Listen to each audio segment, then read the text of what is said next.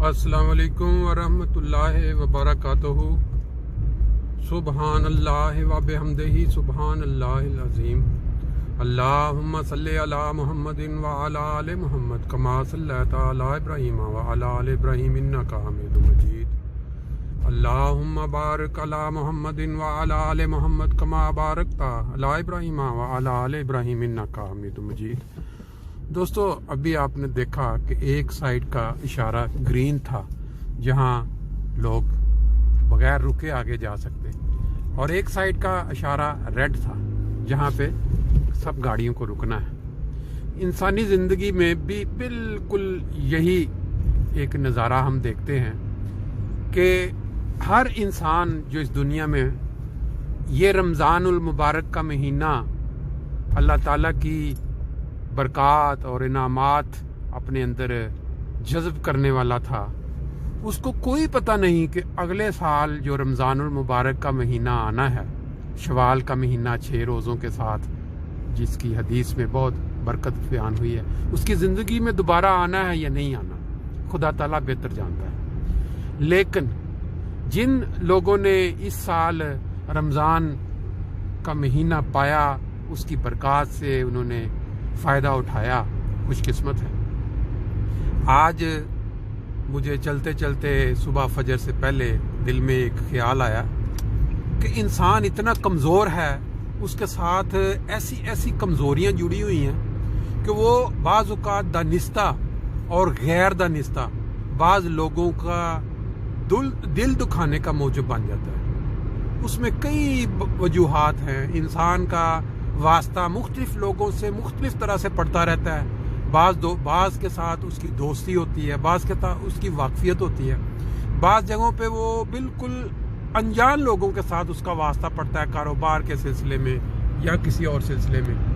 तो इन तमाम रवाबत के अंदर बाज़ औक़ात इंसान दानिस्ता तौर पे कोई लालच में आके, कोई गाज़ाती गर्ज में किसी का हक मार लेता है, किसी के साथ ज़्यादती कर देता है, और बाज़ औक़ात गैर दानिस्ता तौर पे किसी की किसी फेल के ऊपर, किसी बात के ऊपर आगे से उसको इस तरह रिएक्शन दिखा देता है जवाब में कि उसको दिल की तकलीफ पहुंचती है, और वो इंसान उसके लिए दिल में बुरा भला सोचता है। और बाज़ औक़ात ऐसा भी होता है कि वो दिल इतना तकलीफ ज़दा होता है कि वो मुकम्मल तौर पे ताल्लुक़ कता कर लेता है, नाराज़गी पाल लेता है अपने दिल में, बावजूद इसके कि उस बंदे को जिससे ये गलती हुई उसको इल्म नहीं है कि वो जो बंदा जिसके मुतल्लिक उसने कोई बात की या उसकी दिल की तकलीफ का मूजब बना, वो अब उसके लिए दिल में एक रंज पाल बैठा है, उसके लिए नाराज़गी पैदा कर चुका है। अल्लाह ताला ने अक्सर इंसानों को अपने नबी के ज़रिए भी ये बताया कि इंसानों के हकूक़ का ख्याल रखो, इंसानों के हकूक़ का ख्याल रखो। हकूक़ुल्लाह तो अल्लाह ताला माफ़ कर देगा, लेकिन हकूक़ुल इबाद जो है वो अल्लाह ताला माफ़ नहीं, वो इंसानों के हाथ में है। रोज़े क़यामत वो शख्स दूसरे शख्स के सामने होगा जिसको उसने तकलीफ दी होगी, जिसके साथ उसने ज़्यादती की होगी। अब ये उसने दानिस्ता की या गैर दानिस्ता की, किसी को तकलीफ दी या किसी के दिल में उसने कोई ऐसा रंजिश पैदा कर दी, ये रोज़े क़यामत उसका फ़ैसला होगा। तो मैं आज अपने तमाम दोस्तों से, अपने तमाम जानने वालों से, जिससे मेरा ताल्लुक़ रहा है आज तक ज़िंदगी में, जिसके साथ मेरा वास्ता रहा है, बेशक कोई रिश्तेदार है, बेशक कोई दोस्त है, बेशक कोई जानने वाला है, कोई भी ऐसा मामला जिसकी वजह से उसके दिल में मेरे लिए खोट पैदा हुई, मेरे लिए नाराज़गी पैदा हुई, मैं उससे तहे दिल से माफ़ी का तलबगार हूँ, उससे मैं माजरत करता हूँ। और यहाँ तक कि अगर कोई शख्स इस दुनिया में मेरे से कोई हिसाब साफ करना चाहता है, ये दिल में से दूरी, अपने दिल में से नाराज़गी मेरे लिए दूर करना चाहता है, तो मुझे वो बताए मैं उसके लिए क्या कर सकता हूँ, मैं किस तरह उसके दिल के अंदर से वो खफगी अपने लिए निकाल सकता हूँ। मेरे लिए वो जो तकलीफ या मेरे लिए उसके दिल में कोई भी ज़र्रा भर भी कोई खफगी है, अगर मैं वो दूर कर सकता हूँ तो मुझे वो ज़रूर बताए।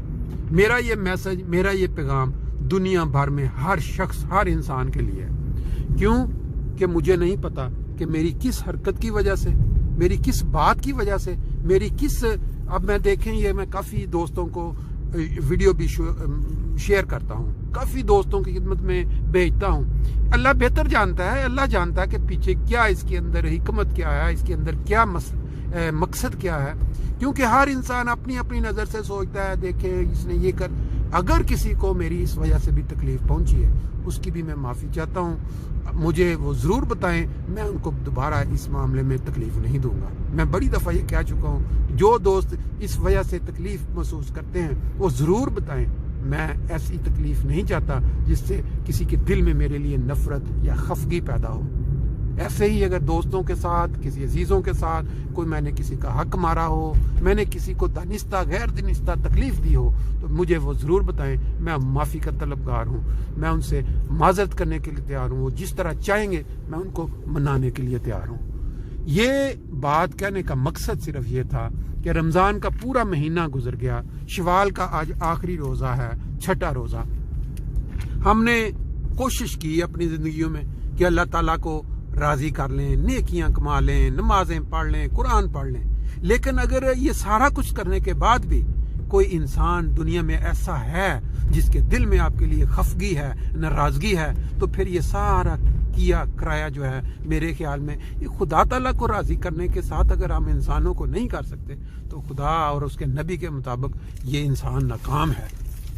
اللہ تعالیٰ ہمیں توفیق دے، ہم سب کو توفیق دے. اور میں اس بات کو اعادہ کروں گا کہ جو میرے سے ناراض ہے، اللہ تعالیٰ اس کے دل میں نرمی پیدا کر دے اور مجھے بھی سمجھنے کی توفیق دے. السلام علیکم ورحمۃ اللہ.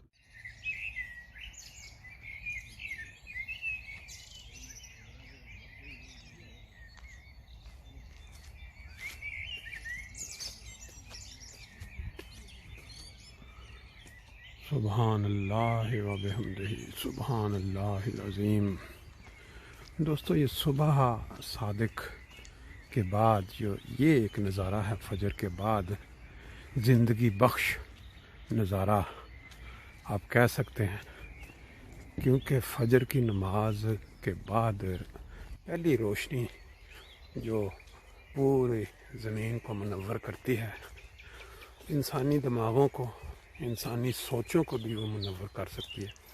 یہ پرندوں کی آپ جو آوازیں سن رہے ہیں، اپنی اپنی علیحدہ علیحدہ آواز کے اندر یہ حمد کے گیت گاتے ہوئے، باوجود اس کے کہ ہم نہیں سمجھتے کہ یہ کیا ہے، لیکن جو پہلا تصور جاتا ہے وہ یہی ہے کہ اپنے پیدا کرنے والے کی حمد گا رہے ہیں.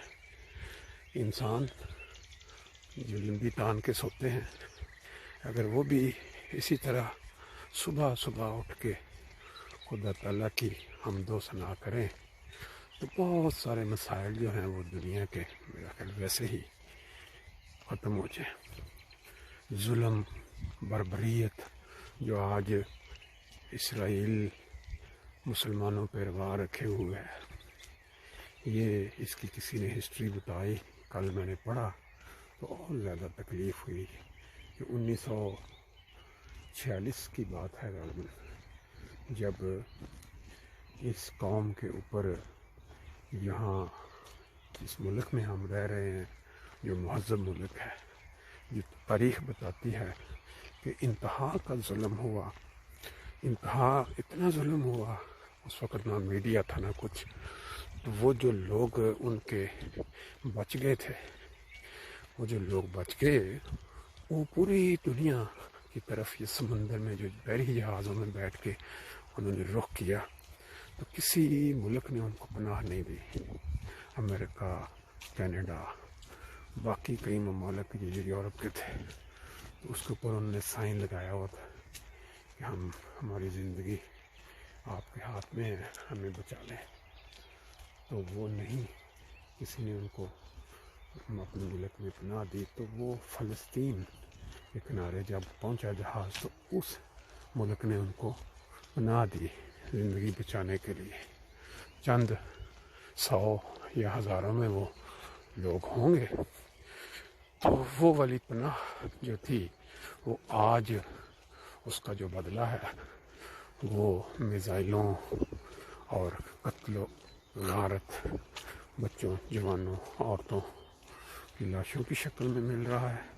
یہ کسی نے اخبار میں یہ آرٹیکل لکھا ہوا تھا کہ یہ قوم جس کو 1946-47 میں جان بچانے کے لیے اس دیش سے کوئی نکلنے کے بعد کوئی پناہ نہیں دے رہا تھا تو انہوں نے پناہ دی۔ پھر اسی حوالے سے اس میں کسی نے لکھا ہوا تھا کہ یہ جو ظلم کرنے والا شخص تھا، ظلم جو ہوتا ہے وہ بے شک ظلم ہی ہوتا ہے، خواہ وہ کسی انسان پہ ہو یا جانور پہ ہو۔ تو وہ شخص جس نے اس قوم پہ ظلم کیا، اس نے، اب پتہ نہیں یہ سچ ہے یا جھوٹ ہے، لیکن لکھنے والے نے یہ لکھا ہوا تھا، اس نے یہ کہا کہ میں نے لاکھوں میں سے چند ہزار اس لیے زندہ چھوڑ دیے کہ آنے والا وقت مورخ یہ لکھے گا کہ اس نے یہ کام جو کیا وہ ٹھیک کیا، غلط نہیں کیا۔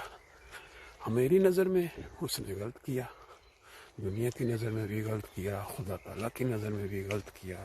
جو ظلم ہے، جو بربریت ہے انسان کے اوپر، وہ کسی بھی حال میں قابل قبول نہیں۔ لیکن جو مورخ ہے، تاریخ جو لکھنے والے ہیں، وہ اس چیز کو اور نظر سے دیکھتے ہیں۔ وہ کہتے ہیں کہ جی یہ جو ذہنیت، یہ ظلم جو ان کی کیا کہتے ہیں ان کی سرشت میں رکھ دیا گیا ہے یہ ہے، وہ آج اس کا عملی نظارہ نظر آ رہا ہے۔ تو وہ اس کو صحیح لکھنے کی شکل میں کہ ان کے ساتھ جو ہوا تھا، بہرحال خدا اور اس کا نبی، کوئی مذہب اس چیز کی اجازت نہیں دیتا۔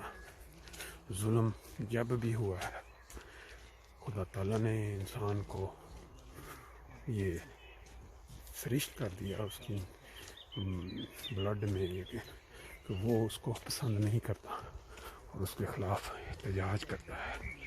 اللہ تعالیٰ فہم اور عقل دے۔ دنیا دن بدن تیسری عالمی جنگ کی طرف، تباہی کی طرف بڑھ رہی ہے۔ ہماری جو زندگیاں ہیں، یہ دیکھیں صبح کے جو نظارے ہیں، ابھی دن نکل رہا ہے، اس طرح کے نظاروں کو انجوائے کریں اور اپنی زندگی میں طوالت پائیں۔